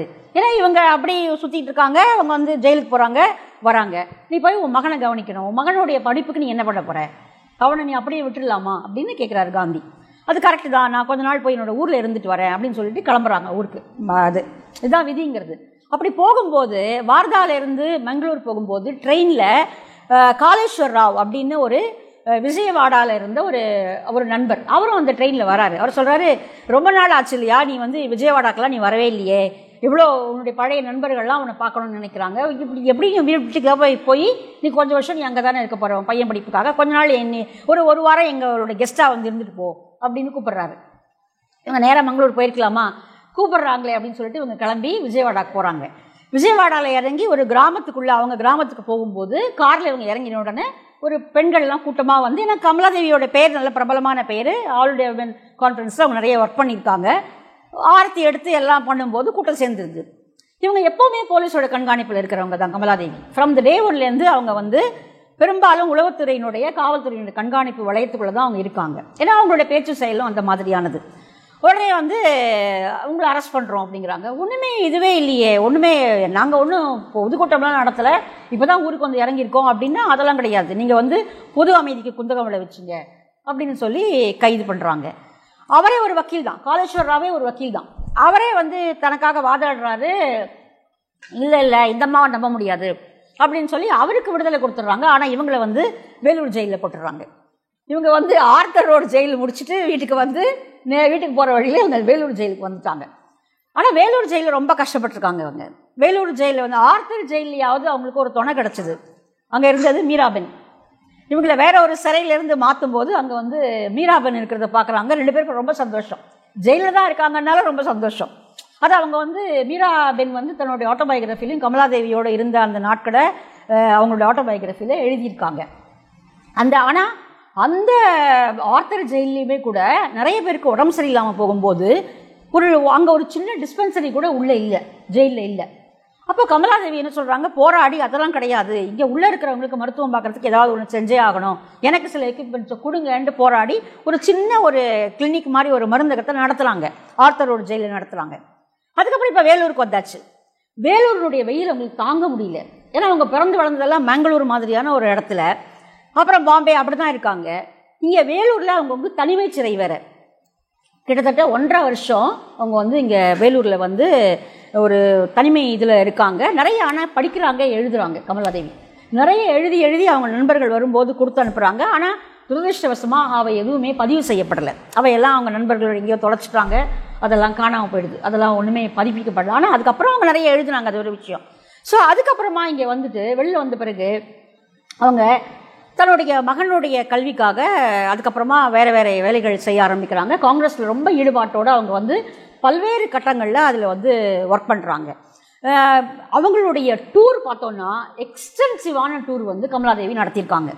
ரொம்ப தொடக்க கட்டத்திலேருந்தே ஆரம்பித்து அவங்க பயணம் செய்த நாடுகளுடைய பட்டியல் மிகப்பெரியது. யூஎஸ்லேருந்து ஆரம்பித்து ரஷ்யா, லண்டன் ஏற்கனவே படிக்கிறதுக்கு போனாங்க. அதுக்கப்புறமா வந்து ஆப்பிரிக்காவினுடைய சவுத் ஆஃப்ரிக்கா இல்லாமல் அந்த அதர் ஆஃப்ரிக்கன் கண்ட்ரிஸு, பிலிப்பைன்ஸ், இப்படி பல கென்யா, ஜப்பான், சீனா எல்லா இடங்களுக்கும் போயிருக்காங்க. இந்த எல்லா இடங்களுக்கும் போனதை பற்றி அவங்க பதிவு செஞ்சுருக்காங்க, எழுதியிருக்காங்க. அவங்க எழுதியிருக்கக்கூடிய அந்த பத்திரிகைகளோட லிஸ்ட்டு பார்த்தோன்னா அதுவுமே பெருசு. நிறைய பத்திரிகைகள் இப்போ கிடைக்கல. ரோஷினின்னு ஒரு பத்திரிகை, அது வந்து ஆல் இண்டியா விமன் கான்ஃபரன்ஸோடைய ஒரு மாத இதழாக வந்தது. அதில் நிறைய கட்டுரைகளை அவங்க எழுதியிருக்காங்க. அதே மாதிரி பாரத் ஜோதி அப்படிங்கிற ஒரு பத்திரிகை, அதுலேயும் தொடர்ந்து கமலாதேவி எழுதியிருக்காங்க. அதோட கூடவே வந்து பாம்பே கிரானிக்கல், சோஷியல் மூமெண்ட் பற்றின ஒரு பத்திரிகை, இந்த மாதிரி ஏராளமான பத்திரிகைகளில் அவங்க தொடர்ந்து எழுதினது வந்து நம்ம பார்க்க முடியுது. அப்புறம் ரொம்ப வந்து ரொம்ப கரிஸ்மேட்டிக் லீடராக இருந்ததுனால அவங்க அகில உலகத்தில் இருக்கக்கூடிய எல்லா அன்னைக்கு இருந்த பொலிட்டிக்கல் தலைவர்கள் எல்லாரோடையும் அவங்களுக்கு ஒரு நல்ல நட்புறவு இருந்திருக்கு. மிகப்பெரிய ஒரு நட்புறவை அவங்க எங்கே போனாலும் அவங்களுடைய கெஸ்டாக தான் அவங்க இருந்திருக்காங்க கமலாதேவி. அது ரொம்ப ஆச்சரியமான ஒன்று. அவங்களுடைய இன்னர் ரெசஸஸ் அப்படிங்கிற அந்த மெமோயரில் அவங்க எழுதுகிற அந்த பட்டியலை பார்த்தோம் அப்படின்னா அது ரொம்ப ஆச்சரியமானது. அவங்க ஆல் த மோஸ்ட் அன்னைக்கு இருந்த ஒரு விடுதலை போராட்ட குழுக்கள் எல்லாத்தோடையும் அவங்களுக்கு வந்து தொடர்பு இருந்திருக்கு. அப்புறம் ரொம்ப போல்டு வர அவங்க மனசில் என்ன படுதோ அதை பேசிடுவாங்க. அதில் வந்து அவங்க பயப்படுறதே கிடையாது. அவங்களுக்கு அந்த அச்சம்ங்கிறதே இல்லை. இது சொல்லலாம், இது சபை நாகரிகம், சொல்லக்கூடாது அப்படிங்கிறதா இல்லை. அவங்களுக்கு மனசில் பட்டு தான் சொல்லிடுவாங்க. ஆனால் இன் ஸ்பைட் ஆஃப் தட் அவங்களுக்கு அவ்வளோ நண்பர்கள் இருந்தாங்க. அது ரொம்ப ஆச்சரியமான ஒன்று. ஏன்னா அது அவங்களுடைய குணம். அது அவங்க வந்து அதை இது செய்யறதில்லை. ஸோ இதில் வந்து இந்த விடுதலை போராட்டத்து காலகட்டத்தில் அவங்க வந்து நடுவில் சோஷலிஸ்ட் பார்ட்டியோட ரொம்ப இணக்கமாக இருந்தாங்க. ஜெயபிரகாஷ் நாராயண் அவங்களோடலாம் அவங்க வந்து அந்த காங்கிரஸ்குள்ளேயே இருந்த அந்த பிரிவோடு அவங்க வந்து நிறைய வேலை பார்த்தாங்க. அதுக்காக நிறைய அவங்க உழைச்சாங்க. அது ஒரு தனி இது. ஆனால் 47 விடுதலை அடைஞ்ச உடனே அதுக்கப்புறமா வந்து கமலாதேவியோட செகண்ட் பார்ட் ஆரம்பிக்குது. 47 வரைக்கும் விடுதலை போராட்டத்தினுடைய அந்த அந்த சுற்றுப்பயணங்கள் அதெல்லாம் அவங்க பார்த்துட்டாங்க. 47 அகதிகள் பிரச்சனை மிக முக்கியமான பிரச்சனையாக வெடிக்கும் போது கமலாதேவியினுடைய வேறு ஒரு பெரிய, அது வந்து விஸ்வரூபம்னே சொல்லலாம் நம்ம, அந்த மாதிரி ஒரு விஷயத்தை வந்து நம்ம பார்க்க முடியுது. அப்போ காந்தி உயிரோடு இருக்கார், காந்தி இன்னும் கொல்லப்படலை. அப்போ அகதிகள் வந்து குவியிறாங்க. அப்போ குவியும் போது இந்த அகதிகளுக்கு ஏதாவது செஞ்சே ஆகணும் அப்படின்னு சொல்லும் பொழுது ராமேஸ்வரி நேரு, சுஜாதா கிருப்லானி, கமலாதேவி சட்டோபாத்யாயா இவங்கெல்லாம் ஒரு குழுவாக சேர்ந்து என்ன பண்ணலாம் அப்படிங்கிற அந்த ஒர்க்கிங் பிளான் எல்லாம் பண்ணுறாங்க. இவங்க காந்தி அப்போது அதுக்கு முன்னாடியே இந்தியன் கோஆப்ரேட்டிவ் யூனியன் அப்படிங்கிற ஒன்றை வந்து கமலாதேவி துவக்கியிருக்காங்க. அவங்களுக்கு இந்த ஸ்காண்டினேவியன் கண்ட்ரிஸ் போகும்போது அங்கே பார்த்த இந்த கோஆப்ரேட்டிவ் சொசைட்டிஸ் மேலே ரொம்ப ஒரு பெரிய ஈடுபாடு இருக்கிறது. இந்த கோஆப்ரேட்டிவ் சொசைட்டிஸ் மாதிரி இங்கே பண்ணணும் அப்படின்னு அவங்களுக்கு ஒரு பெரிய கனவு இருந்திருக்கிறது. அப்போ இந்த அகதிகளுடைய பிரச்சனை வரும்போது அவங்க காந்திகிட்ட போய் தன்னுடைய பிளானை சொல்கிறாங்க. இந்த மாதிரி வந்து ஒரு பிளான் வந்து நான் கோஆப்ரேட்டிவ் சொசைட்டி மாதிரி வச்சு இந்த அகதிகளுக்கு ஏதாவது பண்ணணும் அப்படின்னு. ஏற்கனவே காந்திக்கு வந்து அப்படி தான் எண்ணம் அவருக்கு. ஏன்னா அவங்க வரவங்க, நீங்கள் பார்த்தீங்கன்னா நவகாலிலேயே அவர் சொல்லுவார், ஒரு இடத்துல வந்து கேட்பாங்க, சுசீலா நாயர் வந்து கேட்பாங்க இவங்களுக்கெல்லாம் உணவு கொடுக்கணும் அப்படின்னும் போது அவங்களுக்கு ஏதாவது வேலை செய்ய வச்சுட்டு அவங்களுக்கு உணவு கொடு அப்படின்வார். அவங்களே ஒன்றும் இல்லாமல் வந்திருக்காங்க, கை குழந்தைகளோடு வந்திருக்காங்க, எதுவுமே இல்லை அவங்க கையில். அவங்கள நீங்கள் வேலை செஞ்சு சாப்பிடுங்கன்னா அவங்க எங்கேருந்து சாப்பிடுவாங்க, என் மேலே கோச்சிக்க மாட்டாங்களா அப்படின்னு சுசீலா நாயர் கேட்கும்போது காந்தி ஒரு பதில் சொல்லுவார், அவங்க ஒன்றுமே இல்லாமல் தான் வந்திருக்காங்க, ஆனால் அவங்க பிச்சைக்காரங்களாக வரல. அவங்க ஏற்கனவே ஒன்றுமில்லாமல் வந்திருக்கிறவங்கள நீ இன்னும் பிச்சைக்காரங்களாகவும் ஆக்குற, அப்படி ஆக்கக்கூடாது, அவங்களோட தன்மானத்தை நீ வந்து சீண்டக்கூடாது, அதனால அவங்க வேலை செய்யட்டும், அந்த வேலைக்கான உழைப்பு தான் அவங்களுக்கு இந்த கூலிங்கிறத அவங்க புரிஞ்சுக்கிட்டோம் அப்படின்னு சொல்லுவார். பட் இது வந்து இது எவ்வளோ ப்ராக்டிக்கல் நமக்கு தெரியாது. அவர் மகாத்மா, அவருக்கு ப்ராக்டிக்கல், சாதாரண மனுஷங்களுக்கு அது இல்லை. அப்போ இவங்க என்ன சொல்கிறாங்க, வரவங்கெல்லாம் ஃபார்மர்ஸ் எல்லாரும் அந்த வந்து பஞ்சாப்லேருந்து ஓடி வந்த அகதிகள் எல்லாரும் நல்ல உடல் உழைப்புக்காரங்க. அதனால் வந்து இவங்க ஒரு கொஞ்சம் நிலம் கொடுத்தா கொஞ்சம் நிலத்தில் இவங்களை வந்து ஏதாவது குடியமர்த்தலாம், வேலை செய்ய வைக்கலாம் அப்படின்னு பிளான் பண்ணுறாங்க. ஆனால் கவர்மெண்ட்டோடைய ரெட் டேப்பிசம் வந்து ரொம்ப கடுமையானதாக இருக்குது. நெருவாலேயே ஒன்றும் செய்ய முடியல. அதுதான் அந்த கவர்மெண்ட்டோடைய இது, ஒன்றுமே செய்ய முடியல. அவர் வந்து இவங்க போய் கேட்குறாங்க, இவ்வளோ அமௌண்ட் வேணும், உடனடியாக எனக்கு இவ்வளோ அமௌண்ட் வேணும், இதெல்லாம் நான் பண்ண போகிறேன் அப்படின்னு. ஆனால் அந்த அஃபீஷியல்ஸ் வந்து அந்த அமௌண்ட்டு கொடுக்கவே முடியாதுங்கிறாங்க. கொடுக்கவே முடியாது. அதெல்லாம் அது ப்ராப்பராக வர்றது தான் வரணும். ப்ராப்பராக எப்படி வரணும்? ப்ராப்பராக எப்போ வரும்? எப்போ வர்றது? ப்ராப்பராக அப்ளிகேஷன் போட்டு எப்போ வர்றது பணம்? இமீடியட்டாக பணம் வந்தால் தானே வேலை செய்ய முடியும். அப்போ வந்து இவங்க காந்தி கிட்ட போய் கேட்குறாங்க. காந்தி, நான் பேசுகிறேன் நேருவோட அப்படிங்கிறாரு. ஒரு 400 ஏக்கர் வந்து இடம் எப்படியோ கேட்டு வாங்கிடுறாங்க. ஃபரீதாபாத், கமலாதேவி உண்டு பண்ணின அந்த ஒரு மாடல் இதுதான் அது, ஃபரீதாபாத் அப்படிங்கிறது. அது பின்னாடி டைம்ஸ் ஆஃப் இதில் அதுலலாம் வந்து ரொம்ப பெரிய, நியூயார்க் டைம்ஸ்லாம் பெரிய அளவு பாராட்டப்பட்ட ஒரு ப்ராஜெக்ட். அது ரொம்ப வெற்றிகரமாக துவக்கப்பட்ட ப்ராஜெக்ட்டு. ஆனால் நமக்கு தெரியும், நம்ம ஊரில் எல்லா வெற்றிகரமான ப்ராஜெக்ட்டுக்கும் பின்னாடி என்ன நிலைமை வருமோ அதே நிலைமை தான் அதுக்கும் வந்தது. ஆனால் அதில் கமலாதேவியை குறை சொல்லி ஒன்றும் ஆக போகிறதில்ல.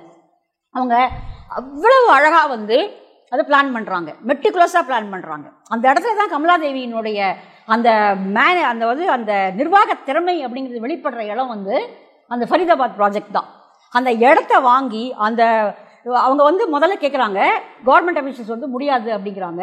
நீங்கள் முடியாதுன்னு சொன்னால் எனக்கு என்ன பண்ணுறதுன்னு தெரியும் அப்படின்னு சொல்லிட்டு அந்த 4000 அகதிகளையும் கூட்டிகிட்டு அந்த இடத்துக்கு போய்ட்றாங்க. அவங்க அந்த இடத்துக்கு போய் அந்த இடத்துல செட்டில் பண்ணி அவங்களுக்கு முதல்ல வந்து ஒரு சர்வே எடுக்கிறாங்க, யார் யாருக்கு என்னென்ன வேலை தெரியும் அப்படின்னு. அது ரொம்ப பியூட்டிஃபுல்லான ஒரு இது. அதை படிக்கும் போதே நமக்கு வந்து எவ்வளோ ஒரு ஸ்ட்ராங் மைண்டட் பர்சனாக இந்த லேடி இருந்திருக்காங்க. அதை விட மக்கள் மேலே அவங்களுக்கு எந்த அளவுக்கு ஒரு ஒரு அன்பு இருந்திருக்கிறது இல்லையா. அவங்களோட வேலைலாம் இது இல்லவே இல்லை. அவங்க நினச்சிருந்தாங்கன்னா ஒரு பதவியை எடுத்துக்கிட்டு சுதந்திர இந்தியாவில் ஒரு பதவியை வாங்கிக்கிட்டு, ஆக்சுவலி அவங்களுக்கு ஒரு ஆஃபர் இருந்தது. நேரு வந்து அவங்கள ஒரு சீஃப் மினிஸ்டருக்கான ஆஃபர்லாம் கொடுக்குறாரு. ஆனால் அவங்க அதெல்லாம் எதுவுமே ஒத்துக்கல அவங்க. ஆனால் அவங்க முழுக்க முழுக்க இப்படி ஒரு காந்தியன் வழியில், அதுக்கு முன்னாடி காந்தி வந்து கொல்லப்படுவதற்கு 2 நாளைக்கு முன்னாடி கூப்பிட்டு சொல்கிறாரு, நீ வந்து எனக்கு என்ன ஆசைன்னா, நீ ஒரு நல்ல கிராமத்தில் போய் நீ செட்டில் ஆகணும், அங்கே வந்து உன்னால் உழவு வேலை செய்ய முடியாதுன்னு எனக்கு தெரியும், you are a delicate darling, நீ அதை செய்ய முடியாதுன்னு தெரியும், ஆனால் நூல் நூக்கிறதுல ஒன்றும் உனக்கு தடை இல்லையே. ராட்டையில் அவங்க ஏற்கனவே ராட்டையை கற்றுட்ருக்காங்க. கமலாதேவிக்கு ராட்டையில் நூல் நூக்கிறது அந்த தறியெல்லாம் தெரியும், அதனால் நீ அந்த வேலையை செய்யணும் அப்படிங்கிறாங்க. பட் கமலாதேவி அப்படி உட்கார்ற டைப்பா? கமலாதேவியால் ஒரு கிராமத்தில் போய் உட்கார முடியுமா? ஆனால் அவங்க ஏராளமான கிராமங்களை உருவாக்குனாங்க. அது காந்தி கனவு தான். அதை தான் அவங்க செஞ்சாங்க. அப்போது இந்த ஃபரீதாபாத் ப்ராஜெக்ட் வந்து ரொம்ப ரொம்ப வெற்றிகரமான ஒரு ப்ராஜெக்டாக, அகதிகளுடைய மறுவாழ்வில் ஒரு ஃபார்மர்ஸ்க்கு ஒரு ஃபார்மர் வேலை, அப்புறம் ஒரு ஒரு தச்சர் இருப்பார், ஒரு கோல்ஸ்மித் இருப்பாங்க, எல்லாரையும் அவங்க கண்டுபிடிச்சி அவங்க அந்த வேலை பார்த்து அந்த வேகத்தை படித்தோன்னு வச்சுக்கோங்களேன், நமக்கு ரொம்ப ஆசையாக இருக்கும் அதை படிக்கிறதுக்கு. ஒரு கனவு திட்டம் உருவாகி வரும்போது, இந்த போன வாரம் கூட ஒரு போஸ்ட் நான் போட்டிருந்தேன், இவரோடது எஸ்கே தேவ் அப்படின்னு ஒரு மினிஸ்டர். இங்கே கூட நம்ம ஜெஸ்டி குமரப்பா பேசும்போது கூட அவரை பற்றி நம்ம பேசணும். அவர் வந்து இங்கே மதுரையில் இருந்தார். மதுரையில் அவர் வந்து பஞ்சாயத்து ராஜ் மினிஸ்டராக இருந்தார் நேருடைய பீரியடில். அவர் வந்து ஒரு சாதாரண ஒரு சிந்து பிரகார மகாத்துலேருந்து வந்த ஒரு இளைஞர். அவர் எந்த அரசியல் இதுலேயும் இல்லை.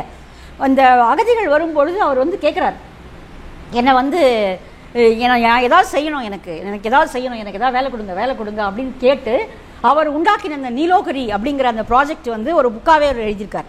நீங்கள் இணையத்தில் இருக்கிறத எடுத்து படித்து பாருங்கள். ஒரு அகதிகள் முகாம்களை வந்து ஒரு மாவட்டமாக மாற்றின அந்த வெற்றிகரமான ப்ராஜெக்ட் அது நீலோகரி அப்படிங்கிற ப்ராஜெக்ட்டு. சிவில் சர்வீஸ் ஸ்டூடெண்ட்ஸ்க்கெல்லாம் அவங்க கூட்டிகிட்டு போய் காட்டுவாங்களாம் தொடக்கத்தில். முன்னாடி இப்போ கூட்டிகிட்டு போய் காட்டுறாங்களான்னு எனக்கு தெரியல. முன்னாடி அதாவது 60s 50s அந்த சிவில் சர்வீஸ் போனவங்களுக்கெல்லாம் அது ஒரு மாதிரி கிராமமாக அங்கே கூட்டிகிட்டு போய் நீலோகரி எப்படி உண்டு பண்ணாங்க அப்படின்னு காட்டுவாங்க அப்படின்னு நான் எழுதின பதிவில் தியோடர் பாஸ்கரன் சார் வந்து ஒரு குறிப்பை எழுதியிருந்தார். எங்களை கூட்டிகிட்டு போய் எங்கே காமிச்சிருக்காங்க, இதுதான் ஒரு மாடல் ப்ராஜெக்ட், இப்படி உண்டு பண்ணணும்னு. அப்போது கமலாதேவியினுடைய இந்த ஃபரீதாபாத் இதுவும் ரொம்ப முக்கியமானது. அப்புறம் அடுத்தது கமலாதேவியினுடைய இன்னொரு அதர் கலர்ஃபுல் சைடு வந்து ஹேண்டிகிராஃப்ட். இந்தியாவினுடைய கைவினை பொருட்களுக்கு மிகப்பெரிய அளவுக்கு ஒரு ஓப்பன்னஸ் அவங்க கொடுத்தாங்க. மிகப்பெரிய திறப்பை உண்டாக்குனது வந்து கமலாதேவி தான். இன்றைக்கி நீங்கள் ஒரு எம்போரியத்துக்குள்ளே நடந்து போய் ஒவ்வொரு பிரதேசத்துக்கான ஒரு கைவினை பொருட்களையும் நீங்கள் அடையாளப்படுத்தி பார்க்க முடியும். அப்படின்னா இப்போ இங்கே நந்தனத்தில் காட்டேஜ் எம்போரியம் இருக்குது. அப்புறம் வந்து கிராஃப்ட்ஸ் கவுன்சிலோடைய கடைகள் வந்து இங்கே சென்னையிலையுமே 2-3 இடத்துல இருக்குது. நீங்கள் அதெல்லாம் போய் பார்த்தீங்கன்னா ஒவ்வொரு இந்தியாவில் இருந்த அத்தனை கலைப்பொருட்களையும் அவங்க ஒரே குறை கீழே கொண்டு வந்தாங்க.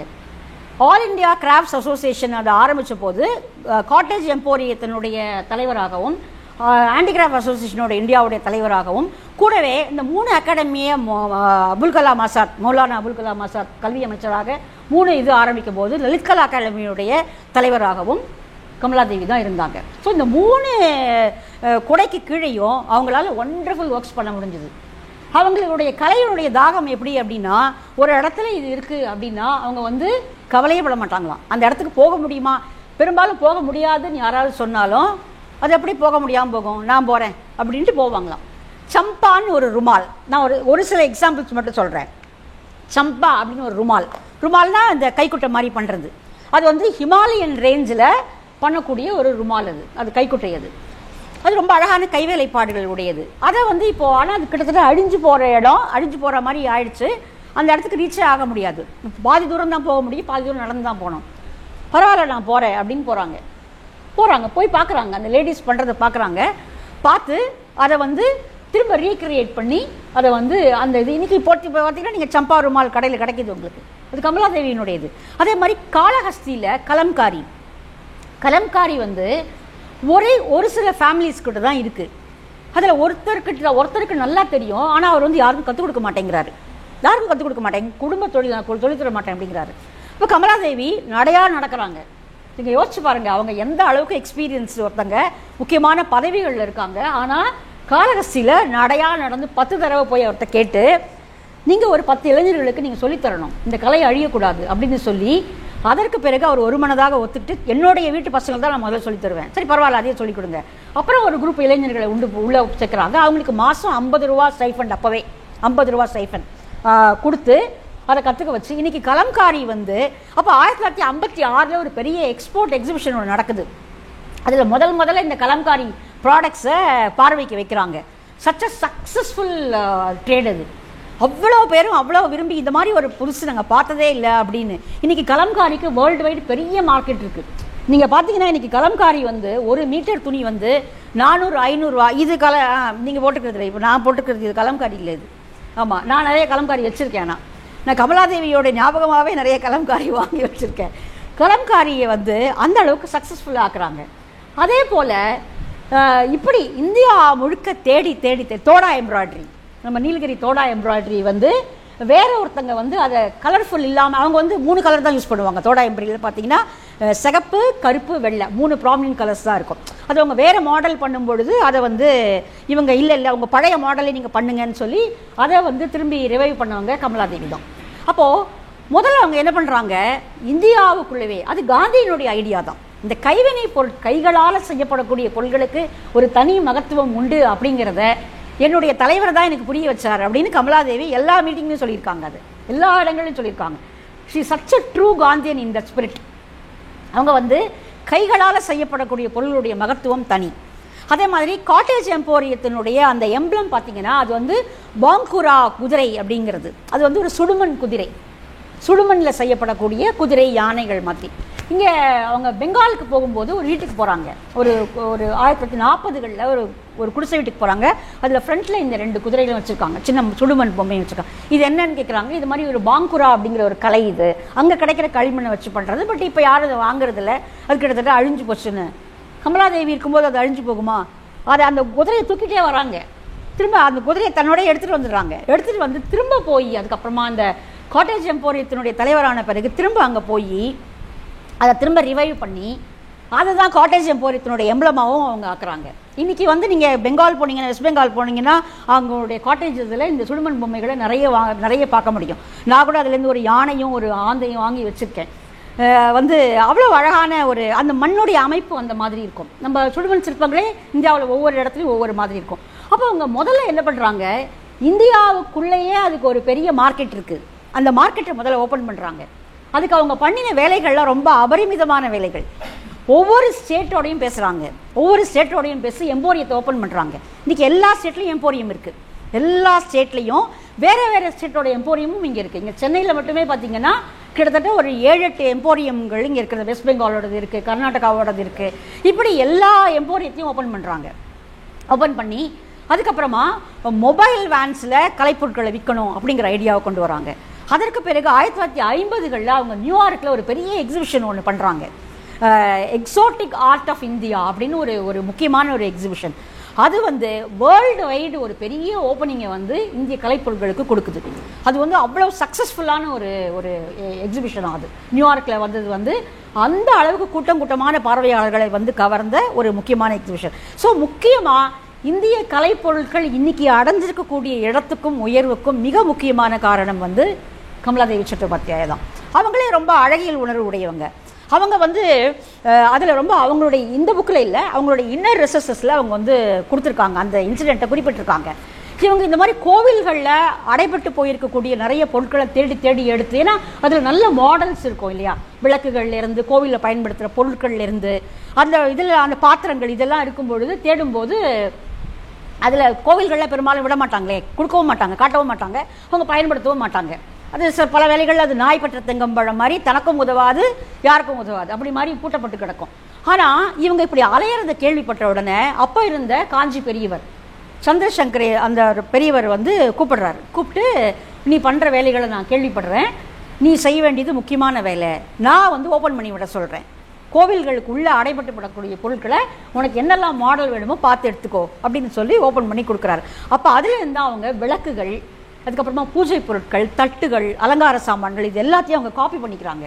இதெல்லாம் ஒருத்தருடைய மாடலும் இன்றைக்கி வந்து நமக்கு கிடைக்குதுன்னா அதுலேயும் கமலாதேவியினுடைய இது ரொம்ப முக்கியம். அது மாதிரி புடவைகளுடைய மோட்டிவ்ஸ் நிறைய முன்னாடி, அதாவது ஒரு 500 வருஷத்துக்கு முன்னாடி இருந்த புடவையினுடைய டிசைன்ஸ் எல்லாம் அதுக்கப்புறம் காணாமல் போச்சு. பிரிட்டிஷ் வந்த பிறகு நிறைய காணாமல் போன போது அதுக்கப்புறமா தன்னுடைய புடவைகளை கொடுத்து, தன் பாட்டியோட புடவைகளை கொடுத்து, இப்படி யாரெல்லாம் அந்த ராஜ்ய ரீதியான நிறைய முக்கியமான, ஏன்னா அவங்களுக்கு எல்லாரோடும் நல்ல நட்பு இருந்ததுனால அந்த புடவைகளெல்லாம் வர வச்சு அந்த மோட்டிவ்ஸ் எல்லாம் எடுக்க வச்சு கிராஃப்ட்ஸ் கவுன்சில் மூலமாக அந்த திரும்பி ரீவைன் பண்ணாங்க. இன்றைக்கி அழகழகான இந்த ருத்ராட்சம், மயில், அன்னம் இப்படி நிறைய கிடைக்குது. அப்படின்னா அது போச்சம்பள்ளி, ஆந்திராவில் இருக்கக்கூடிய போச்சம்பள்ளி முக்கியமாக ரிவைவ் பண்ணது வந்து கமலாதேவி சட்டோபாத்யாயா தான். இதுக்கு நடுவில் வேறு சில ரொம்ப அழகான அவங்களுடைய மனிதாபிமானமான விஷயங்களும் இருக்குது. அதையும் சொல்லி நான் இதை நிறைவு செய்யலாம் அப்படின்னு நினைக்கிறேன். அவங்க வந்து எத்தியோப்பியா போகிறாங்க. எத்தியோப்பியாவுக்கு ட்ராவல் பண்ணுறாங்க கமலாதேவி. அங்கே போய் வந்து அங்கே எத்தியோப்பியாவில் வந்து இந்திய வீரர்களும் அங்கே இருந்த போர்களில் கலந்துக்கிட்டு இருந்திருக்காங்க. அவங்களுடைய சமாதிகளும் அங்கே இருக்குது அப்படின்னு கேள்விப்படுறாங்க. அவங்க போனது வந்து ஒரு ஆகஸ்ட் 15 போல், எந்த வருஷம் நினைவில் இல்லை, அந்த ஆகஸ்ட் 15 அவங்க எத்தியோப்பியாவில் இருக்காங்க. அப்போ சொல்கிறாங்க, என்னுடைய நிகழ்ச்சி நிரல் அது இல்லை, ஆனால் அந்த இங்கே மாண்டு போனேன், எங்கேயோ குடும்பத்தை விட்டு வந்து இங்கே மாண்டு போன இந்த இந்திய வீரர்களுக்கு நான் அஞ்சலி செலுத்தணும், எனக்கு வந்து மலர்கள் வாங்கி கொடுங்க, உங்கள் சமாதிகளில் போய் நான் பூத்துவணும் அப்படிங்கிறாங்க. போய் பார்த்தா ஆனால் வந்து பிரிட்டிஷ் இராணுவ வீரர்களுடைய நினைவிடங்கள்லாம் இருக்குது, ஆனால் இந்திய வீரர்களுக்குன்னு ஒன்றுமே இல்லை. ஏதோ சில மண் மேடுகளை காட்டுறாங்க. ஆனால் கமலாதேவிக்கு அவ்வளோ வருத்தம். அதாவது சில பிரிவினருக்கு மட்டும்தான் இறந்து போனாலும் அடையாளம் இருக்குது, சில பிரிவினருக்கு அது கூட இல்லை. அதை அவங்க பதிவு பண்ணியிருக்காங்க. சில பிரிவினருக்கு அது கூட இல்லை, அது கூட அவங்களால வந்து அந்த ஒரு வாய்ப்பு கூட அவங்களுக்கு இல்லை அப்படிங்கிறத வந்து வருத்தப்பட்டு அதை எழுதியிருக்காங்க. அப்புறம் இன்னொரு முக்கியமான கமிட்டியில் கமலாதேவி இருந்தது வந்து இந்த இந்திய பாகிஸ்தான் பிரிவினையின் போது கிட்டத்தட்ட 70,000 பெண்கள் இங்கேருந்து கடத்தி போகப்பட்டாங்க. 70,000 பெண்களும் குழந்தைகளும் இங்கேருந்து, அது குழந்தைகள் எத்தனை பேர் தெரியல, 70,000 பெண்கள்னு ஒரு கணக்கு சொல்கிறாங்க. அப்போது ஒரு கட்டத்தில் இந்தியா பாகிஸ்தான் 2 பேருமே ஒரு முடிவு பண்ணி இங்கேருந்து கடத்தி போனவங்களை திருப்பி கொடுக்கணும், அங்கேருந்து கடத்தி போனவங்களை திரும்ப கொண்டு வரணும் அப்படின்னு ஒரு கமிட்டி போடுறாங்க. அதுக்கு வந்து மிருதுளா சாராபாயும் இவங்களும் போகும்போது அங்கே பார்க்குற நிறைய பெண்களோட கமலாதேவி பேசுகிறாங்க. அதில் பல பெண்கள் நாங்கள் வரமாட்டோம் அப்படின்னு சொல்லிடுறாங்க, நாங்கள் வர விரும்பலை. ஆனால் நேருவும் காந்தியும் திரும்ப அப்போ வந்து ஒரு கோரிக்கைகளை வச்சுட்டே இருந்தாங்க. காந்தி சொன்னது நமக்கு எல்லாமே தெரியும். அவங்க தப்பு ஒன்றும் கிடையாது, அபகரிச்சுட்டு போன பெண்களோட தப்பு என்ன இருக்குது, நீங்கள் அவங்கள மரியாதையாக ஏற்றுக்கணும் அப்படின்னு ஹிந்து ஃபேமிலிஸ்க்கெல்லாம் ஒரு நிறைய கோரிக்கைகள் தொடர்ந்து வச்சுக்கிட்டே தான் இருந்தார். இதில் ஒன்றும் அவங்களுடைய தப்பு எதுவும் கிடையாதுன்னு காந்தி என்ன சொன்னாலும், ஆனால் சோஷியல் ஸ்டிக்மான்னு ஒன்று இருக்குது.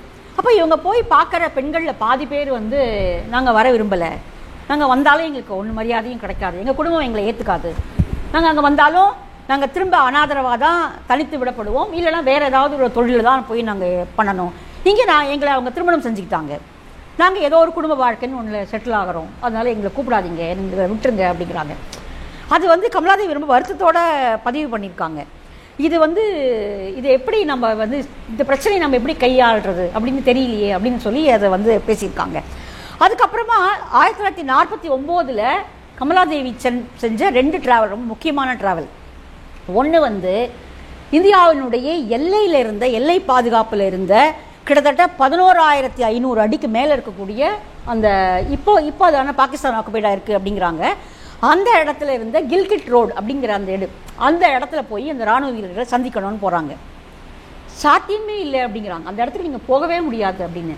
இல்லையே, இந்திய ஜவான்கள் இருக்காங்கன்னா நான் போகலாம் தானே, என்னை கூட்டிகிட்டு போங்க அப்படின்னு இராணுவ ஜீப்லேயே அவங்க அங்கே போய் பார்க்குறாங்க. She was the first lady to visit them. அவங்களுக்கு ரொம்ப ஆச்சரியம். அந்த ஜவான்களுக்கெல்லாம் எங்களை ஒரு பொருட்டாக நினச்சி நீங்கள் இவ்வளோ தூரம் ட்ராவல் பண்ணி வந்திருக்கீங்களா அப்படின்னு. அதாவது அதனுடைய அந்த ரோடினுடைய சில இடங்களுடைய உச்சி வந்து கடல் மட்டத்திலேருந்து 11,500 அடியும். நான் நெட்டில் போட்டு பார்த்தேன் அதனுடைய அந்த போகிற வழி இப்போ ஏதாவது தெரியுதா அப்படின்னு. ரொம்ப ஒரு ஊசி முனை அளவு இருக்கக்கூடிய ஒரு வழி. இராணுவம் மட்டும்தான் போக முடியும், மற்ற மக்களுக்கு அங்கே இடம் கிடையாது. இராணுவ ஜவான்கள் இருக்காங்க, அங்கே இராணுவ தலைமை இதுவும் இருக்கிறது, அங்கே இது இருக்குது, அவங்களதான் அந்த அவங்களுடைய போஸ்ட் இருக்கு, அவ்வளோதான். ஆனால் இவங்க அங்கே போகிறாங்க. போய் பார்த்து அவங்களுக்கு விஷ் பண்ணிவிட்டு திரும்ப வந்து நேருக்கிட்ட வந்து சொல்கிறாங்க, இந்த மாதிரி நான் அவங்கள போய் பார்த்தேன் அப்படின்னு சொல்லி சில இந்த மாதிரி கைவினைப் பொருட்கள் மூலமாக ஒரு பணம் கலெக்ட் பண்ணி 22,000 ரூபா கலெக்ட் பண்ணுறாங்க. கலெக்ட் பண்ணி ஒரு ஃபங்க்ஷனில் நேருக்கிட்ட அந்த செக்கை கொடுக்குறாங்க. நேருக்கிட்ட அந்த செக்கை கொடுத்து ஃபோட்டோலாம் பிடிச்ச பிறகு அந்த செக்கை திரும்பி கொடுங்கன்னு கேட்குறாங்க. எதுக்கு? அவங்க இராணுவத்துக்கு தானே கொடுத்துருக்கீங்க, அப்புறம் என்ன அப்படின்னு கேட்குறாரு. அது இராணுவத்துக்கு கொடுக்கல, நீங்கள் இராணுவ பொது நிதியில் சேர்த்துட்டிங்கன்னா அந்த பர்டிகுலர் ஜவான்ஸுக்கு அது போகாது. நான் வந்து அவங்களுக்கு ஹெல்ப் பண்ணுறேன்னு சொல்லி அவங்களுக்கு சில நலத்திட்ட உதவிகளை செய்கிறேன்னு சொல்லி தான் நான் அதை வாங்கிட்டு வந்து இதை கலெக்ட் பண்ணியிருக்கேன். அதனால் உங்கள் பொது இராணுவ நிதிக்கு இது கிடையாது, எனக்கு திருப்பி கொடுங்க அந்த செக்குன்னு சொல்லி அதை வாங்கி அவங்களுக்கே திரும்ப அந்த ஜவான்ஸினுடைய சில முக்கியமான அவங்களுக்கு தேவைகள் சிலது இருக்குங்கிறதுக்காக அதுக்கு வந்து அவங்க அனுப்புகிறாங்க. அப்புறம் கூடவே வந்து அவங்க வந்து அப்போது 49 ஃபேமிலி பிளானிங்கான மெடிக்கல் கவுன்சிலையும் கமலாதேவி இருந்திருக்காங்க. முக்கியமான ஒரு அவங்களுக்கு ரொம்ப மனசுக்கு ரொம்ப பிடிச்ச ஒரு இது. இதுக்கு முன்னாடி மார்கரெட் சாங்கர் இந்தியாவுக்கு வந்தாங்க, 1934 வந்தாங்க. மார்கரெட் சாங்கர் வந்து கருக்கலைப்பு சாதனங்கள், அதாவது கருத்தடை சாதனங்களை பற்றி இங்கே பிரபலப்படுத்தணும் அப்படின்னு வந்தாங்க. காந்தியையும் பார்த்தாங்க, முக்கியமான தலைவர்களையும் நிறைய பேர் பார்த்தாங்க. ஆனால் காந்தி சுத்தமாக ஒத்துக்கவே இல்லை, கருத்தடை சாதனங்களெல்லாம் இங்கே உள்ளே கொண்டு வரக்கூடாது அப்படின்ட்டாரு. ஏன்னா அவர் சொன்ன 2 காரணம் ரொம்ப முக்கியமானது, அதை நான் பல மேடைகளில் சொல்லியிருக்கேன். ஒன்று என்னென்னா, கருத்தடை சாதனங்கள் வந்து தேவையில்லை, ஒரு ஆணும் பெண்ணும் ஒரு குழந்தை பெற்றுவதற்காக மட்டும் சேர்ந்தா போகிறோம், மற்ற நேரங்களில் அது அந்த இல்லற துய்ப்பு தேவையில்லை அப்படின்னு காந்தி நினச்சார். அது காந்திக்கு சாத்தியமானது. அதை வந்து ஆனால் இன்னொன்று காந்தி சொன்னது ரொம்ப முக்கியமானது, அந்த கருத்தடை சாதனங்கள் பெண்களுடைய உடலை தான் குறிவைக்கும். நீங்கள் 2 விதமாக கொண்டு வந்தாலும் கூட அது பெண்களுடைய உடலை தான் குறிவைக்கும். அவர்கள் வந்து அதுக்கு ஒரு இரையானவர்களாக தான் ஆவாங்க. அதனால அது வந்து அவங்களுடைய உடல்நிலையை முழுக்க பாதிக்கும் அப்படின்னு காந்தி சொன்னது வந்து முக்கியமானது. ஆனால் மார்கரெட் சாங்கர் அதுக்கப்புறம் இந்தியா முழுக்க பயணம் போனாங்க. மார்கரெட் சாங்கரை போய் பார்த்தாங்க இவங்க. ஸோ இந்த ஃபேமிலி பிளானிங், மருத்துவ இது எல்லாத்துலேயுமே கமலாதேவிக்கு ரொம்ப பெரிய ஒரு ஈடுபாடு இருந்திருக்கிறது. ஏற்கனவே அவங்க இந்தியன் கோஆபரேட்டிவ் யூனியன் ஆரம்பிச்சிருக்காங்க. அப்புறம் அந்த ஹேண்டிகிராஃப்ட்ஸ் அசோசியேஷன்ஸ் எல்லாத்துலேயும் அவங்க ரொம்ப முக்கியமானது இருந்திருக்காங்க. அகதிகள் இதில் இருந்திருக்காங்க. அப்புறம் கூடவே வந்து அதுக்கப்புறமா அவங்க வந்து தியேட்டர் குரூப்லேயும் ரொம்ப முக்கியமான ஆளாக இருந்திருக்காங்க. ஏற்கனவே அவங்க கல்யாணம் ஆன புதுசுலேயே அவங்க ஒரு தியேட்டர் குரூப் ஒர்க் பண்ணிட்டு இருந்தாங்க. அதற்கு பிறகும் ஆல் இண்டியா தியேட்டர் அசோசியேஷனில் அவங்க ரொம்ப முக்கியமான ஆளாக இருந்திருக்காங்க. அந்த தியேட்டருக்கான அவங்களுக்கு வந்து நிறைய அவார்ட்ஸ் கிடச்சிருக்கு கமலாதேவிக்கு. அதில் ரொம்ப முக்கியமான அவார்டு வந்து மேக்ஸஸே அவார்டு. உங்களுக்கு ரொம்ப ஆச்சரியமா, எனக்கு தப்பாக என்னோட பேரை அனௌன்ஸ் பண்ணிட்டாங்களோ அப்படின்ட்டு. ஆனால் அதுக்கப்புறம் அந்த மேக்ஸஸே அவார்டினுடைய அந்த பணத்தை முழுக்க அவங்க வந்து சீனிவாச மல்லையா தியேட்டர் குரூப் அப்படிங்கிற ஒரு குரூப்புக்கு மொத்தமாக அந்த பணத்தை கொடுத்துட்டாங்க. ஏன்னா அது வந்து தியேட்டர் ப்ராப்பர்ட்டிஸ்க்கான ஒரு மியூசியம் வைக்கிற ஒரு குரூப். அது அவங்களுக்கு எவ்வளோ க்ளோஸ் டு ஹார்ட் அப்படிங்கிறதுனால அதை சொல்கிறேன். அந்த மேக்ஸஸைல் அவார்டில் வாங்கின அத்தனை பணத்தையும் வந்து அவங்க அதுக்கு கொடுக்குறாங்க. ஸோ வந்து இவ்வளோ நீண்ட நெடிய வாழ்க்கை. அதுக்கப்புறமா அவங்க வந்து பின்னாடி அந்த ஹேண்டிகிராஃப்ட்ஸ் எம்போரியம் அதுலேருந்தெல்லாம் அவங்க வந்து ரிசைன் பண்ண வேண்டியதாகுது. ஒரு கட்டத்துக்கு மேலே அவங்க வந்து லலித் கலா அகாடமிலையும் இல்லை, இதுலேயும் இல்லை, அவங்க அதுலேருந்து கீழே இறங்கிடுறாங்க. அதுக்கு பிறகு அவங்க வந்து வெஸ்ட் பெங்கால் ஹேண்டிகிராஃப்ட்ஸ் எம்போரியம் ஒன்று ஆரம்பிக்கிறாங்க, வெஸ்ட் பெங்காலுடைய இதில் வந்து ஆரம்பிக்கிறாங்க. ஆனால் தொடர்ந்து அவங்க தான் என்னென்ன செயல்களில் ஈடுபட்டிருந்தோமோ அதில் தான் இருந்திருக்காங்க. அதுலேருந்து அவங்க விலகி போகவே இல்லை. போதும் ரெஸ்ட் எடுத்துக்கலாம் அப்படிங்கிற ஒரு எண்ணம் கமலாதேவிக்கு கடைசி வரைக்கும் வரல. அவங்க வந்து ஆல்மோஸ்ட் 1988 அக்டோபர் 29 அவங்க இறந்து போகிறதுக்கு முதல் நாள் வந்து அவங்களுக்கு ஒரு இன்விடேஷன் வருது, ஏதோ ஒரு ட்ராமாவுக்கு இன்விடேஷனுக்கு வரணும் அப்படின்னு வருது. கொஞ்சம் உடல்நிலை சரியில்லை, ஆனால் அவங்க வந்து காந்தி மாதிரியே சொல்லிட்டு கண்ணை சிமிட்டு சிரிக்கிறாங்க. தெரியாது, ஒருவேளை நான் வந்தாலும் வருவேன் இந்த தியேட்டருக்கு அப்படிங்கிறாங்க. பட் அன்றைக்கி மத்தியானம் அவங்க மாரடைப்பில் காலமாயிடுறாங்க கமலா. அவங்களுடைய ஒரே பையன் அமெரிக்காவில் படித்தவர். அவர் வந்து அங்கேருந்து வந்து அதுக்கப்புறமா இங்கே பாம்பேயில் வந்து வார்லியில் ஒரு ஸ்டுடியோ அமைச்சார். ஒரு அமெரிக்கன் பொண்ணை கல்யாணம் பண்ணிக்கிட்டாரு. அவங்க ஏற்கனவே திருமணமானவங்க, 2 குழந்தைங்க இருக்குது அவங்களுக்கு. அதுக்கப்புறம் அவர் கல்யாணம் பண்ணிவிட்டு அவங்களுக்கு ஒரு பேர குழந்தை. அந்த எல்லா 3 பேர குழந்தைங்களோடையும் கமலாதேவி இருக்கிற ஃபோட்டோஸ் இருக்குது. ரொம்ப அழகாக இருக்கும் அது. அதாவது அவங்க மருமகளோடைய குழந்தைகளோடையும் இவங்க மகனுக்கு பிறந்த குழந்தையோடையும் அவங்க ஒரு ஃபோட்டோ வச்சுருப்பாங்க. பாட்டியாகவும் அவங்க வந்து எவ்வளோ அழகாக இருந்தாங்க அப்படின்னு. ஸோ கமலாதேவியினுடைய வாழ்க்கை வந்து பல பரிமாணங்களை உடையது. அவங்க வந்து ஒரு ஆக்டிவிஸ்ட்டு, ஒரு எழுத்தாளர், ஒரு கலை விமர்சகர், ஒரு கலை ஈடுபாட்டாளர், கலைப்பொருட்களை நேசித்தவர், அதை வாழ்விக்க வைத்தவர், ஒரு உண்மையான காந்தியர். அந்த ஒரு கிராமங்களை திரும்ப வந்து உண்டு பண்ணணும், எப்படி வந்து மரியாதையோடு நடத்தணும், தன்னிறைவுடையதாக ஆக்கணும் அப்படின்னு காந்தி கிராமங்களை நோக்கி பேசினாரோ, அதே போல் கலைத்திறன்களை உடையவர்களை ஒரு சுயமரியாதையோடு வாழ வைக்கணும் அப்படிங்கிறதுல கமலாதேவி ரொம்ப முக்கியமான ஒரு இடம் எடுத்துக்கிட்டாங்க. அவங்களுடைய டீம் வந்து ரொம்ப பியூட்டிஃபுல்லாக ஒர்க் பண்ணியிருக்காங்க. அவங்களுடைய டீமில் வந்து ரொம்ப முக்கியமான சில பேரை நான் குறித்து வச்சுருந்தேன். அவங்க வந்து ஒரு நேஷ்னல் ஆன்டி கிராஃப்ட் சர்வே அப்படின்னு ஒன்று பண்ணாங்க. அவங்க கமலாதேவி பொறுப்பெடுத்துக்கிட்ட பிறகு கீன், எல்சி ஜெயின் அவங்க 2 பேர் சேர்ந்து இந்தியா முழுக்க 56,000 கிலோமீட்டர் ட்ராவல் பண்ணி என்னென்னலாம் ஹேண்டிகிராஃப்ட்ஸ் இங்கே இருக்குது, அதுக்கு எப்படி வந்து ஒரு மார்க்கெட்டை உண்டு பண்ண முடியும், அதுக்கு என்ன மாதிரியான வழிமுறைகளை செய்யலாம் அப்படின்னு ஒரு பெரிய ரிப்போர்ட் கொடுத்துருக்காங்க. அது இணையத்தில் இருக்குது. நான் எடுத்து கொஞ்சம் படித்து பார்த்தேன், பாதி தான் படித்தேன். இட்ஸ் அ பியூட்டிஃபுல் அது வந்து ஒரு சர்வே. அது நீங்கள் எவ்வளோ வருஷம் ஆனாலும் இந்த மாதிரி ஒரு டாக்குமெண்ட் அப்படிங்கிறது வந்து ரொம்ப முக்கியம். இது வந்து இது நம்ம தனியாகவே பேசணும். காந்தியன் பீரியடில் உண்டாக்கப்பட்ட டாக்குமெண்ட்ஸ் அப்படின்னா அதுவே நம்ம இந்தியாவுடைய பாதி ஹிஸ்ட்ரியை சொல்லிடும். இப்போ பாருங்கள், ஜே.சி. குமரப்பா கிராமங்களுக்கு பண்ணார், மட்டார் மாதிரி கிராமங்களுக்கு பண்ணார். இவங்க வந்து கலைப்பொருட்களுக்கான அந்த இது நான் முதல்ல கிடைக்காதுன்னு நினச்சேன். ஆனால் பார்த்தா நேஷ்னல் ஹேண்டிகிராஃப்ட் சர்வேனுடைய அந்த இது வந்து அவ்வளோ அற்புதமாக இருக்குது. அது இணையத்தில் கிடைக்கிது. அதுக்கு வந்து அவங்க எல்லாருமே இது எழுதியிருக்காங்க. அவங்க எவ்வளோ டெடிக்கேட்டடோட கீழே உட்காந்து எங்களோட உட்காந்து வேலை செய்வாங்க அப்படின்னு. ஸோ அது தலைமை அப்படி இருந்தால் தான் அடுத்து இருக்கிறவங்க அப்படி செய்ய முடியும். ஸோ ஒரு காங்கிரஸ் தொண்டராக, அதனுடைய செயல்பாட்டாளராக, ஆல் இண்டியா விமென்ஸ் கான்ஃபரன்ஸினுடைய ஒரு செயல்பாட்டாளராக, ஒரு கலை தேடல் உடையவராக, கைத்திறன்களுக்கான ஒரு இது, அப்புறம் எழுத்தாளர், பேச்சாளர், ஒரு ட்ராவலோக். அவங்களுடைய ட்ராவலோக் ரொம்ப இன்ட்ரெஸ்டிங்கானது. ரொம்ப அவங்க வந்து எக்ஸ்டென்சிவாக ட்ராவல் பண்ணியிருக்காங்க. ஆல்மோஸ்ட் உலகத்தில் இருக்கக்கூடிய பாதி வரைபடங்கள் இருக்கக்கூடிய நாடுகளுக்கு அவங்க போயிருக்காங்க. அதில் வந்து அவங்களுக்கு அவ்வளோ பெரிய ஈடுபாடு இருந்திருக்கிறது. இவ்வளோ ஒரு நீண்ட ஒரு நெடிய வாழ்வு தான். 1988 அக்டோபர் 29 மாரடைப்பில் கமலாதேவி காலமாகறாங்க. ஆனால் இன்றைக்கும் நீங்கள் எந்த கலைப்பொருட்களை பார்த்தாலும் அதில் காந்தி தெரிவார், கமலாதேவியும் தெரிவாங்க. வணக்கம்.